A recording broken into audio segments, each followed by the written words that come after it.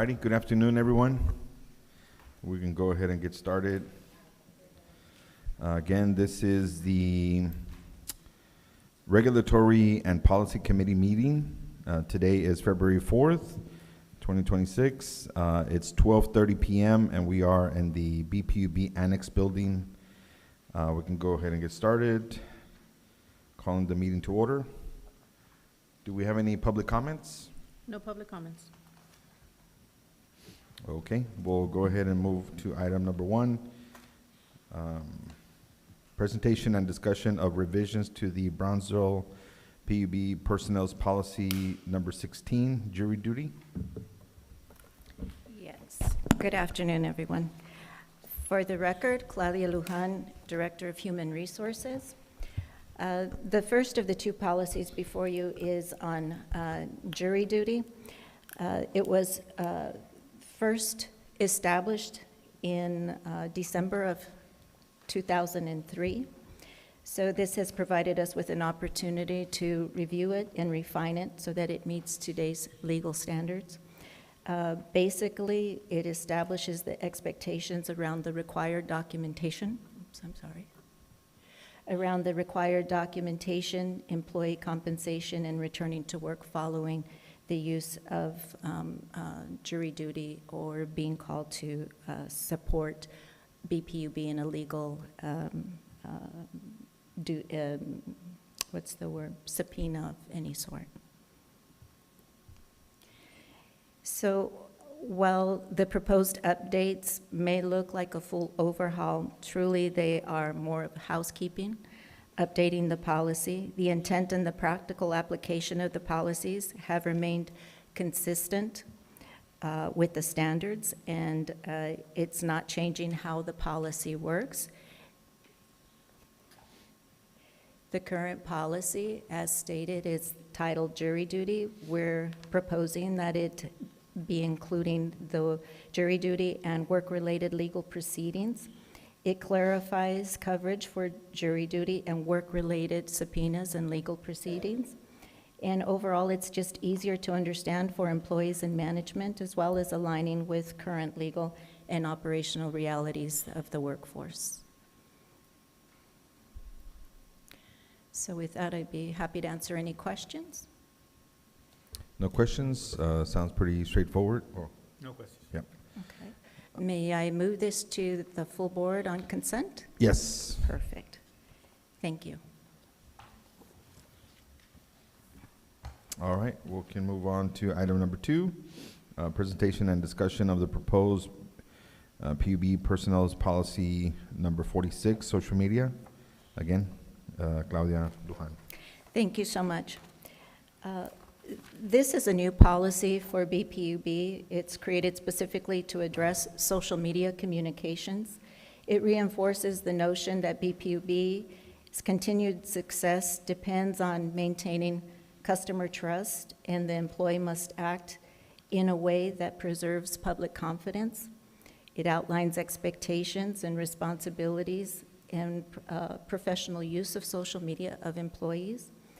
Additionally, it addresses the delicate balance between employees' rights to free speech and emphasizes the need to exercise good, sound judgment when personal social media comes into play, actively to ensure that it does not interfere with operations undermining public trust, violating laws, or BPUB policies.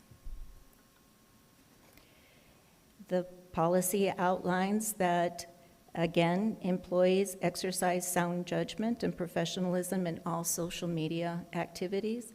It complies with BPUB policies whenever they are either identified as or could be reasonably associated with BPUB. Employees on BPUB-owned media only can express themselves when authorized by management to do so. It also talks about what they are precluded from doing, which is disclosing confidential, sensitive information on BPUB.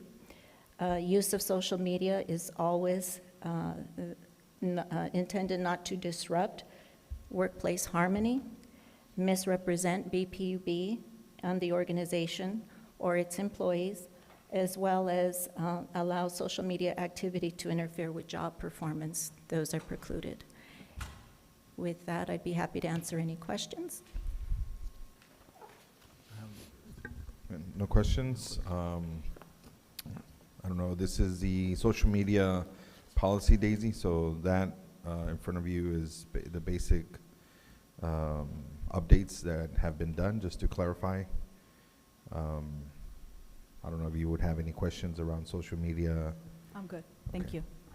Yeah, so no questions from me either. Thank you. This is obviously, as you highlighted, we need to respect individuals' freedom of speech and also kind of balance that with what we're trying to do as an organization and continuing to reestablish and build trust with the community, and just make sure that we're presenting all the information in correctly. So Correct. thank you for this. Thank This you. one's important. I would say you can also include it in the consent items. Perfect, I appreciate it. Thank you. Moving on to item number 3, recommendation regarding the board policies and procedures. Paul Gonzalez. Good afternoon. Paul Gonzalez, General Counsel, Chief Legal Officer, but I'm here today as the acting records manager, the records management officer for BPUB. We have both a challenge. This is for discussion purposes only. There's no specific proposal set before you today. It's both a challenge and a potential solution going forward in addressing how the board addresses policies. Here we go. The current policy is ironically called the Policy on Policies and Procedures. It's RCM 1000. It was first adopted and amended a couple of times in 2015. It's got a rigid framework. It's based on what school districts use. And so school districts have an interesting process. I found out a little bit more about that. They're following Texas Education Code requirements, and they're also going through their Association of School Districts policy group to make it look uniform and standardized across the state for audit purposes and for other reasons. So it's very rigid. A copy of that policy is included in the packet. It follows sort of military numbering style, and it dictates what font to use and things like that. What's the experience and the results and that I'm especially seeing as the acting manager? More lengthy and legalistic policies and procedures that are hard to draft and hard to implement. The delays in getting these things done has resulted in various audit findings over its history. So we're trying to clean those up. That's a separate issue. But this is implementing a board policy. So that's what we do as employees. Other types of entities, including Texas cities and other utilities, do not generally follow the school district's model and framework because it is cumbersome and specific, tailored to meet their requirements as provided under the Education Code. So the solution is adopting a more uniform process that clearly and concisely outlines the purpose of the policy and easing the implementation and allowing flexibility in management's development of procedures and work instructions that effectuate those policies. Sort of keep policies at the board level and let management manage at that level. I'm going to start with actually the third bullet here, since we just talked about it. You had 2 policies in the personnel policies manual. 2 drafts were included in your packet. I'll just observe that they do not have the military-style format. They were drafted with the policy nature in mind, and they read very well. They're very short. One was 1 page, and the other was 1.5 pages. And that's enough direction for a management to implement, right? If we need procedures under those policies, that can be done. The other example was included under this item because Mr. Dombrowski was kind enough in his cutting-edge way to provide some feedback on our cumbersome policies and procedures. So what he did is organize so that staff could understand, so we could all understand policies, what they generally do, who does it, when do you use it, and when is it a procedure? This is what it looks like. Mm-hmm. And then further down, what is a work instruction?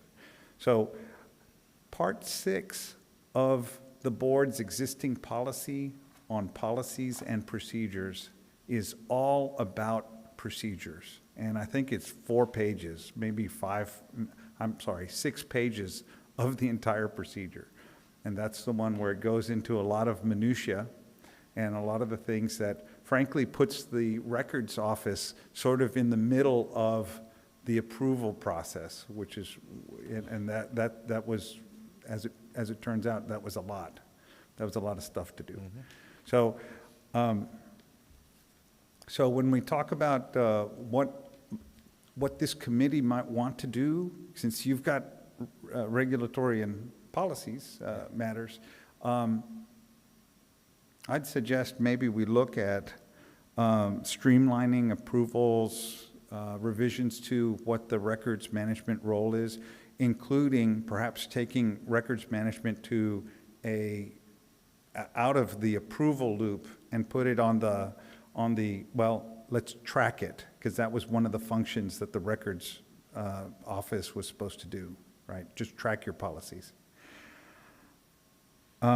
And the next steps might include a work session or just a topic for a future meeting, and you might get if you'd like, we can put together a draft policy. I just wanted to present it to you because I don't know if this issue has really been discussed before. I don't think it has in recent history.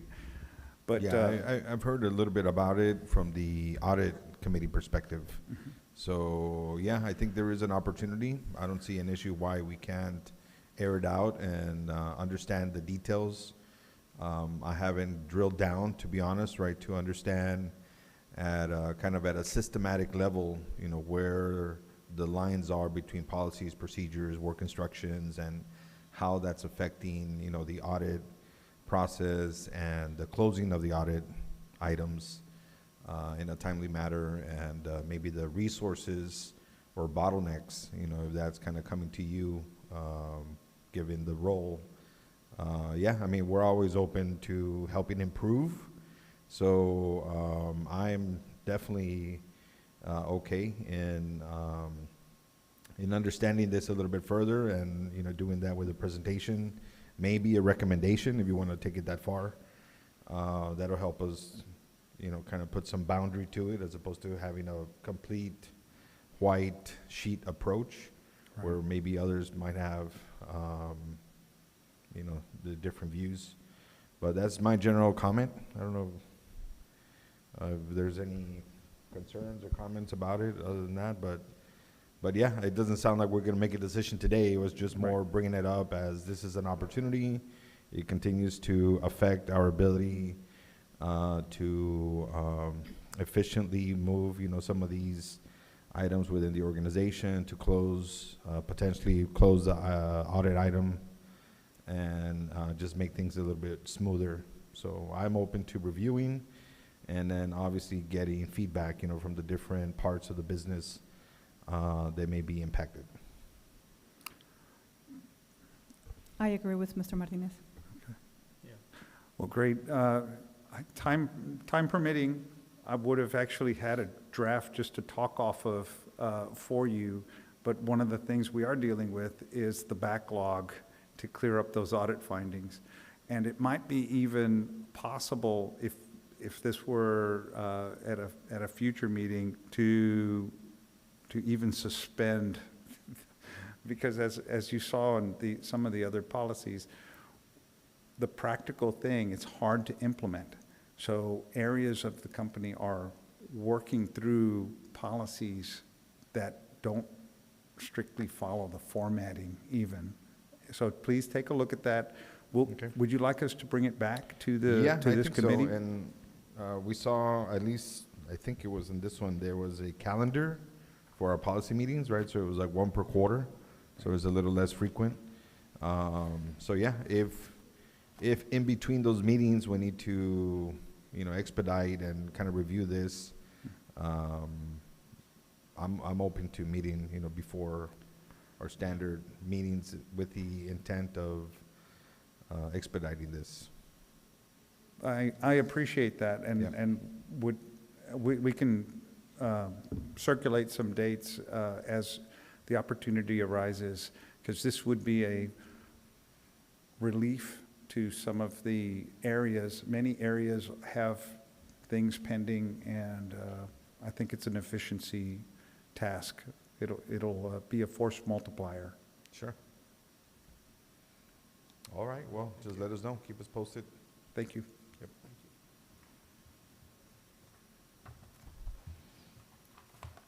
Next item, number 4, discussion on date, time of next committee meeting.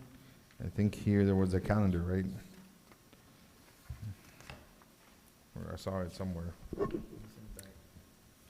Yes, members of the committee, in your packet, you'll see a calendar towards the back, and the May 2026 calendar is there, and it notes that on May 6th, we're tentatively, potentially, if your calendars permit, have a regulatory and policy committee meeting. Should be the last page on your binder. If you're not online, you should see it online as well. Yep. Yeah, so I think May 6th for me is still valid.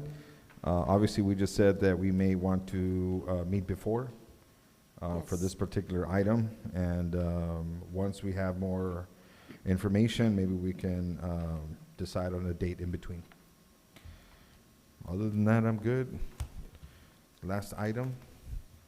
Number 5 is a request for future agenda items. Other than the one we just discussed, any other items? Yeah, you good? I do want to note to the committee that we are having an APPA legislative rally, which you are all part of. This committee is part of the regulatory, and Dr. Zamora sits on the APPA Policymakers Council. So with that in mind, just to, it's not on this calendar, but that would be in February, and I believe the 3 of you will be attending the various regulatory meetings that we're having up in DC. Yep. Is Paul going? No. For the APPA meeting, I guess I'll ask you right now. So Okay. we can adjourn. All right, well, we can can request him adjourn to the go. meeting. Thank you. Thank you. You got drafted.